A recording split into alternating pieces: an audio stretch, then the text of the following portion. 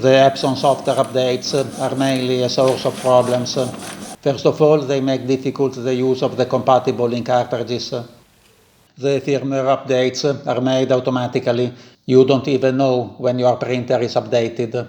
So a morning you could wake up and your printer no more works. But there is a way to disable the automatic software updates.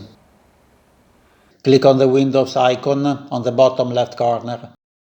Search for Epson Software Updater. Open the program. Select your printer model. If there is not your model, reinstall the printer driver. It will check for printers updates.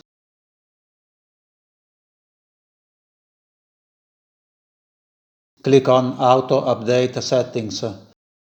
Interval to check, never. OK. Exit.